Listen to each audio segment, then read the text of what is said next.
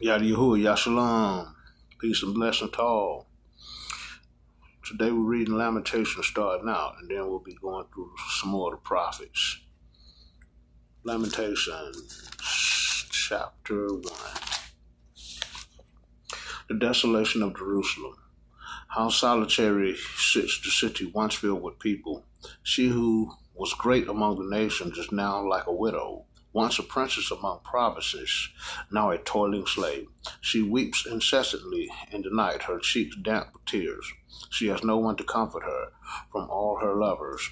Her friends have all betrayed her and become her enemies. Judah has gone into exile. After oppression and harsh labor, she dwells among the nations, yet finds no rest.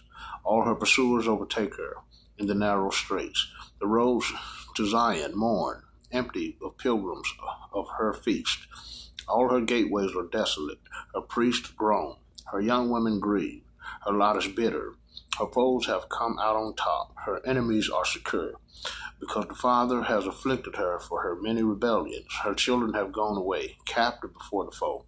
From daughter Zion has gone all her glory. Her princes have become like rams that find no pasture.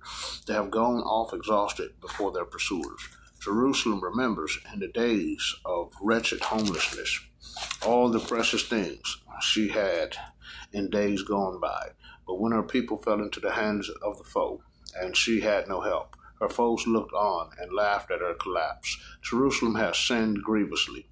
Therefore she has become a mockery. Those who honored her now demean her, for they saw her nakedness. She herself groans out loud and turns away. Her uncleanness is on her skirt. She has no thought of her future. Her downfall is astonishing, with no one to comfort her. Look, O Father, at my misery, how the enemy triumphs. The foe stretched out his hands to all her precious things. She has seen the nations enter her sanctuary, those who forbade to come into your assembly. All her people groan, searching for bread. They give their precious things for food, to retain the breath of life. Look, O Father, and pay attention to how I have been demeaned. Come, all who pass by the way, pay attention and see.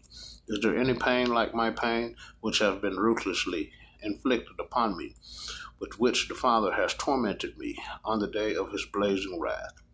From on high he hurled fire down into my very bones. He spread out a net for my feet and turned me back.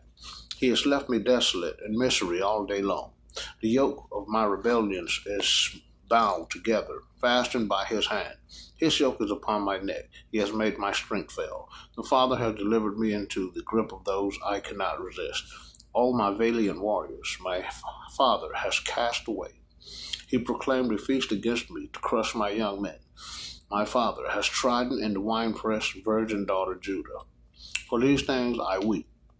My eyes, they stream with tears. How far from me is anyone to comfort, anyone to restore my life? My children are desolate. The enemy has prevailed. Zion stretches out her hands with no one to comfort her. The Father has ordered against Jacob foes all around. Jerusalem has become in their midst a thing unclean. The Father is in the right. I had defiled his command. Listen, all the peoples, and see my pain.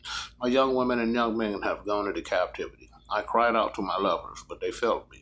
My priests and my elders perished in the city. How desolate! They search for food to save their lives. Look, O Father, at the anguish I suffer. My stomach churns, and my heart recoils within me. How bitter I am. Outside the sword reaps, indoors there is death. Hear how I am groaning. There is no one to comfort me. All my enemies hear of my misery and rejoice over what they have come, over what you have done. Bring on the day you proclaimed it, and let them become like me. Let all their evil become before you, and deal with them, as you have so ruthlessly dealt with me. For all my rebellions, my groans are many, my heart is sick. Chapter 2. The Father's wrath and Zion's ruin. How the Father in his wrath had abhorred daughter Zion, casting down from heaven to earth the glory of Israel, not remembering his footstool on the day of his wrath. The Father has devoured without pity all of Jacob's dwellings. In his fury he has raised daughter Judah's defenses, has brought to the ground in dishonor a kingdom and its princes. In blazing wrath he cut down entirely the horn of Israel.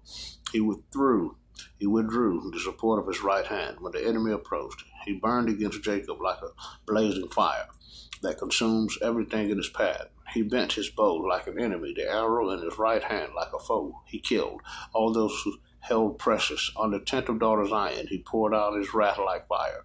The Father has become the enemy. He has devoured Israel, devoured all its strongholds, destroyed its defenses, multiplied moaning and groaning throughout daughter Judah.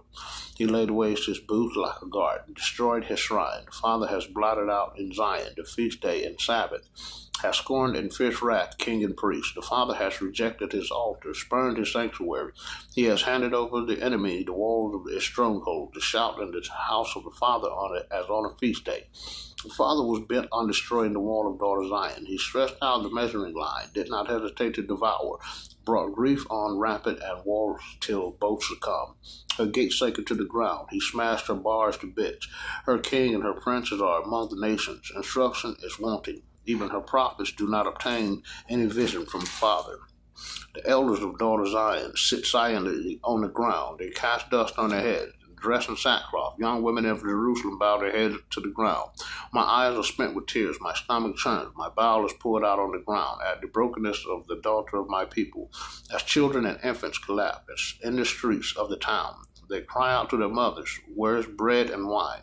As they faint away like the wounded in the streets of the city, as their life is poured out in their mother's arms.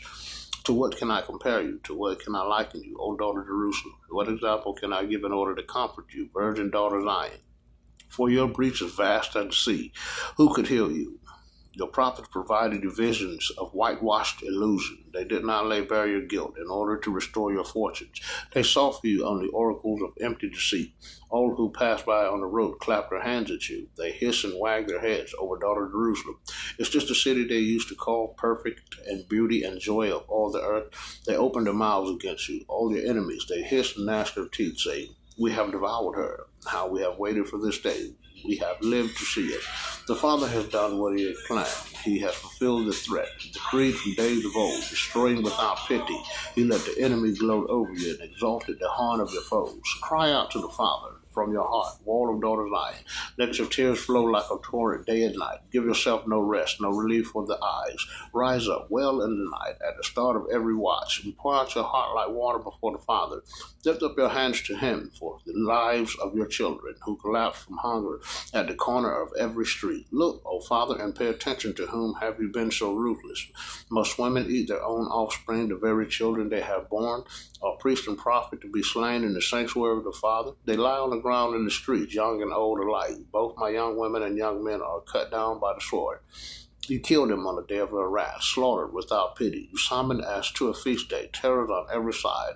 On the day of the Father's wrath, none survived or escaped. Those I have borne and nurtured, my enemy has utterly destroyed. 3. The voice of a suffering one individual. I am one who has known affliction under the rod of the Father's anger, to whom he has driven and forced to walk in darkness and not in the light. Against me alone he turns his hand again and again all day long. He has worn away my flesh and my skin. He has broken my bones. He has besieged me all around with poverty and hardship. He has left me to dwell in dark places like those long dead. He has hemmed me in with no escape, weighed me down with the chains. Even when I cry for help, he stops my prayer. He has hemmed me in my ways with fitted stones and made my paths crooked. He has been a bear lying in wait for me, a lion in hiding. He turned me aside and tore me apart, leaving the ravaged. He bent his bow and set me up as a target for his arrow. He pierced my kidneys with shafts from his quiver. I have become a laughingstock to all my people, their taunt all day long. He has sated me with bitterness. He has sated me with bitterness, filled me with wormwood. He has made me eat gravel, trampled into the dust. My life is deprived of peace. I have forgotten what happiness is. My enduring hope, I said, has perished before the Father. The thought of my wretched homelessness is wormwood. He has made me eat gravel, trampled me into the dust. My life is deprived of peace. I have forgotten what happiness is. My enduring hope, I said, has perished before the Father. The thought of my wretched homelessness is wormwood and poison. Remembering it over and over, my soul is downcast. But this I will call to mind, therefore I will hope. The Father acts mercy are not exhausted. His compassion is not spent. They are renewed each morning. Great is your faithfulness. The Father is my portion. I tell myself, therefore I will hope in him. The Father is good to those who trust in him.